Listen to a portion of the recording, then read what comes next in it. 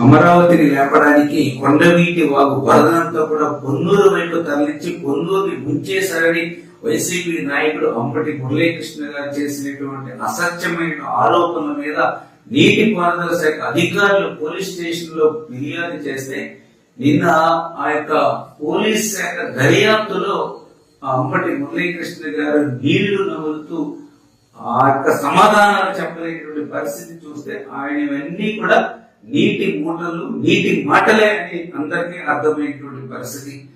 కొండవీటి వాగుకు సంబంధించినటువంటి వరద నీటిని కేడబ్ల్యూ కాలువలోకి వదలడం మీరు చూసారా అంటే సమాధానం లేనటువంటి పరిస్థితి. గుంటూరు ఛానల్ హెడ్ రెగ్యులేటర్ తెరిచి ఉందా మూసి ఉందా అంటే దానికి సమాధానం లేనటువంటి పరిస్థితి. కొండవీటి వాగుకు సంబంధించినటువంటి వరద నీటిని కాలువలోకి వదలడం మీరు చూసారా, చూస్తే ఇరిగేషన్ అధికారికి తెలియజేశారా అంటే దానికి సమాధానం లేనటువంటి పరిస్థితి.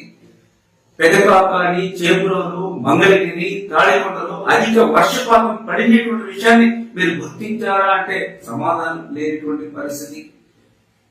చేబ్రోలులో 299 మిల్లీమీటర్లు, పెదకాకానిలో 260 మిల్లీమీటర్ల వర్షపాతం నమోదైన విషయాన్ని మీరు తెలుసుకున్నారంటే దానికి సమాధానం లేనటువంటి పరిస్థితి.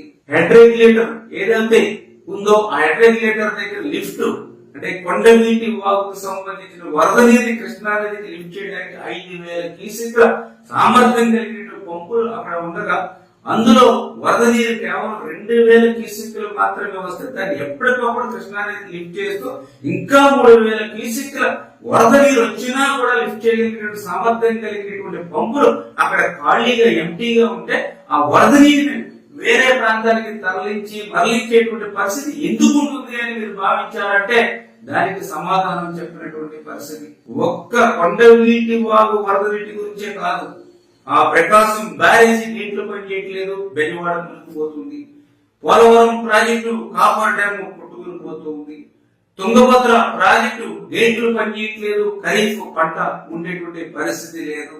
Kondaveeti Vagu head regulator leak అయిపోయి అమరావతి వైపు నీరు వచ్చి మునిగిపోతుంది. ఇట్లా ప్రతి రోజు కూడా ఈ వైసీపీ నాయకులు తమ సోషల్ మీడియా ద్వారా, తమ యొక్క అనుకూల మీడియా ద్వారా నిత్యం ఆరోపణలు, అసత్యాలు, అబద్ధాలు చెప్తూ ప్రజలు ఒక భయాందోళన సృష్టిస్తూ అశాంతిని రేపిస్తున్నటువంటి పరిస్థితిని ప్రజలందరూ కూడా అప్రమత్తంగా గమనించాలని చెప్పి తెలియజేస్తూ దానికి ఉదాహరణే ఈ అంబటి మురళీకృష్ణ చేసినటువంటి అసత్యమైన ఆరోపణలు ఏవైతే నీటి మూటలు నీటి మాటలు ఏదైతే నిన్న తేలిపోయాయో అంటే ఈ రకంగా వీళ్ళు చేసేటువంటి అసత్యమైనటువంటి ప్రచారం అంతా కూడా నేతి బీరకాయలో నెయ్యి ఉంటుందని నమ్మడం ఏ రకంగా ఉంటుందో ఈ వైసీపీ నాయకులు మాట్లాడే